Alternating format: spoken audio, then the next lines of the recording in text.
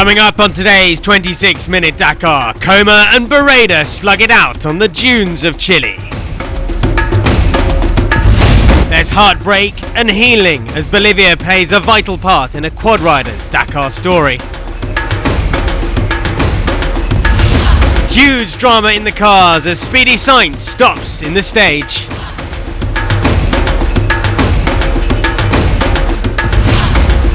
We meet the overdrive Toyota boss as we get first-hand drama from inside the team. And in today's Dakar Passion, the legends of the race reflect on the best moments of their childhood heroes. All that and more coming up in today's 26-minute Dakar, Iquique or Bust.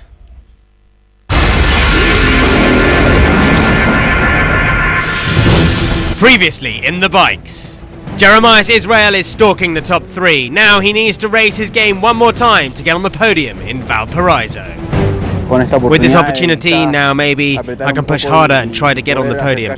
We need to change our strategy. Calm, relaxed and fast, Depre and the Yamaha are coming good, but is it too late for the Frenchman? The idea isn't to chase stage wins, it's to get back to the leader's level. Barreda is hassling Coma, nipping at his heels and pushing the limits, and he will do more than that. I'm going to ride with a high rhythm, push the pace, see if we can break his bike. This is the man to beat. He's riding to protect his lead, but in doing so, is he pushing his body too far? I have no voice. Things are about to change in the bikes as they race to the Pacific. Today's stage promises 442 k's of flat-out blasting towards the dunes and sea on stage 9 to Iquique. Sunrise on stage 9 brought Sebastian Loeb to the start line with the bikes.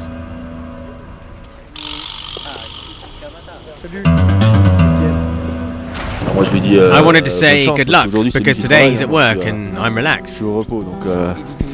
He said, every day I work more than you because I only have one rally a year, and he did 220 days of racing. He defends himself by saying that he's doing as many kilometers in one race as I do in a whole season, and he's not wrong.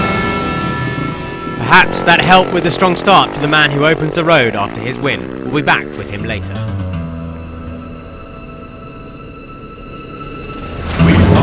She has smashed all expectations in this year's rally. The KH7 factory Honda-mounted Laia Sanz has torn her way across Argentina, and in Chile, she's enjoying herself even more. Today, she was a fantastic ninth.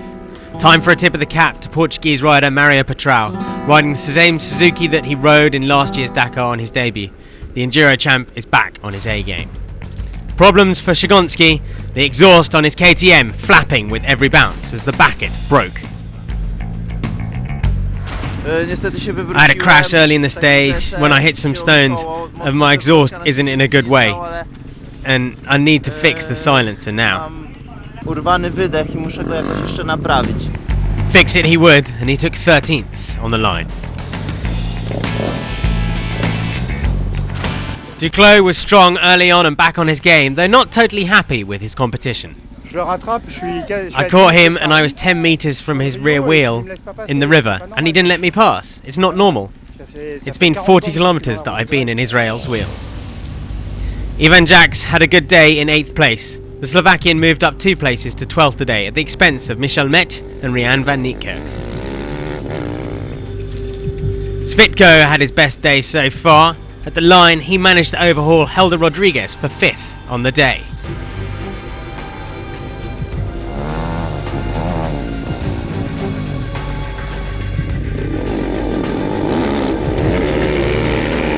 But with Duclos, however, things were going to get worse. At kilometre 218, he was found stranded with a broken machine, and it seemed terminal.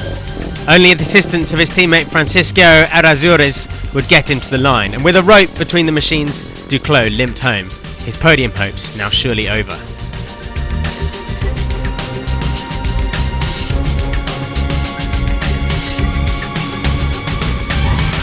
Jeremias Israel had the most to gain from Duclos' dramas, but his day went wrong within 100 k's of the finish, cartwheeling the bike in a 4th gear crash, and then getting lost in the dunes due to the damage to the bike and the roadbook.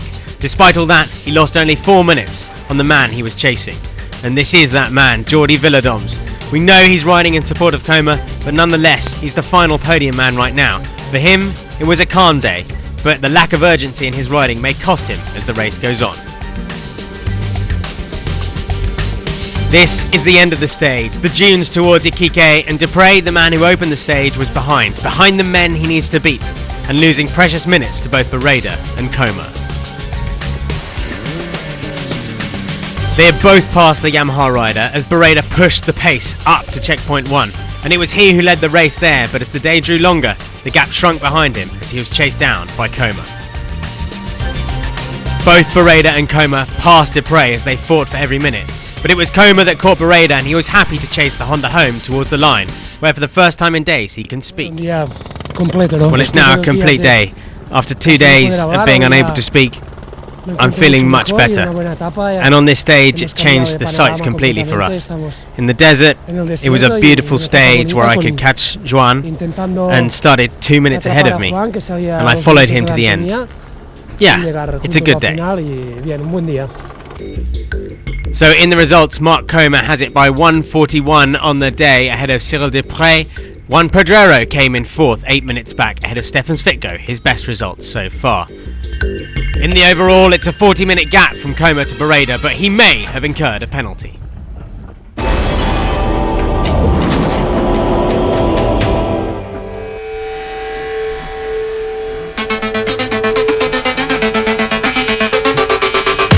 Overall leader in the quads, Ignacio Casale, had a difficult day en route to Iquique. The Chilean had to stop several times due to a puncture. After 201 Ks, he lost 16 of his 21 minutes over Lafuente, but the Yamaha rider fought back. I made a cut in the tyre, and I had to stop 3 times to fix it until it was useless. I had to change it. So I took my spare tyre instead of it. Then I think I ran 100%. I was riding really fast. Luckily, I was able to catch Sonic and Lafuente, who was only 20 minutes away from me. Sebastian Husseini set the tempo for the quads. The Honda driver led the stage from start to finish and scored his second stage win of the year, 24:58 faster than Casale. The biggest gap on a single stage since 2010 in the quads. Unfortunately, Husseini is still more than 2 hours from a podium spot. A solid day for Rafael Sonic, who realised the third best performance of the day, 25:30 from Husseini, but only 32 seconds from Casale. No overall effects on the Polish driver. Sonic keeps his third place. Rookie Victor Galejos scores a top 5 stage for the 5th day in a row. The Chilean was 17th overall at the end of day 3, and he's 7th tonight, with 4 days to go before the finish. Sergio Lafuente was 4th on the day, and he only lost 59 seconds compared to the overall leader Ignacio Casale, but the Uruguayan clearly missed an opportunity to make up lost time. Unable to race his game enough, Lafuente nevertheless keeps 2nd place overall.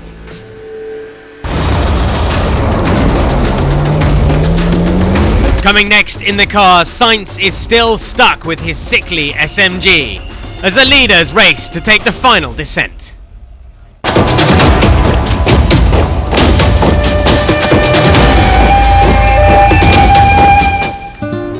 2 days ago, somewhere in Bolivia, on the road to a uni, Eugenio Favre was in trouble. His quad is on 3 wheels, and the Argentinian had had his own moment to find out the true magic of the Dakar.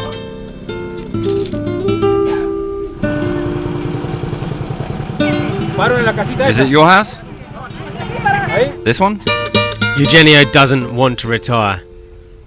He enrolls any resources he can find to help him, including the Bolivian policeman. Whatever the problem is, the rider knows he'll be able to find a solution. The Argentinian's determination attracted the residents of the village, and soon he discovered that the right swing arm was broken and had to be welded.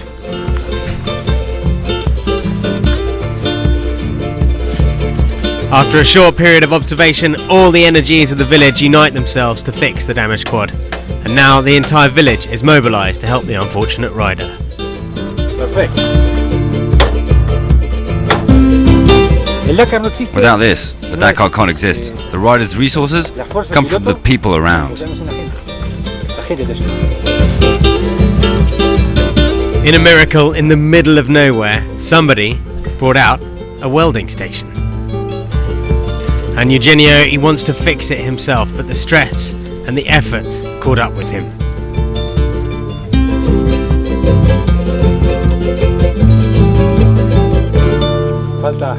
I can't breathe.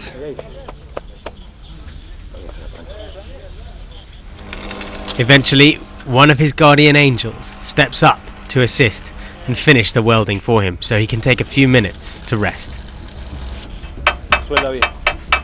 It's all good. I'm in better shape than this.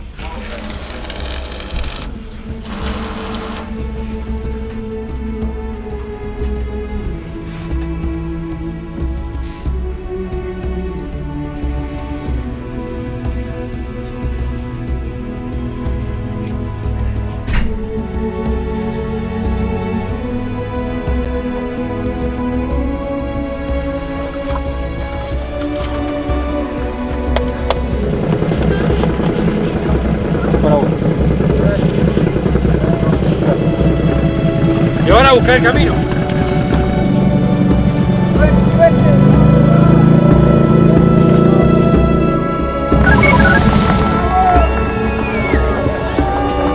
Hola.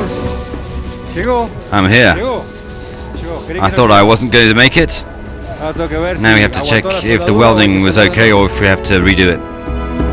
If you look at the classification, it's written that Eugenio Favre completed stage number 7. But indeed, this day saw the Dakar create an eternal link between an Argentinian rider and a small Bolivian village. It works. Now I want to shower, to eat, to sleep, to dream about being home. I thought I was sleeping and having a nightmare, but when you wake up, you realize that reality was the nightmare. Time can change the way you see things.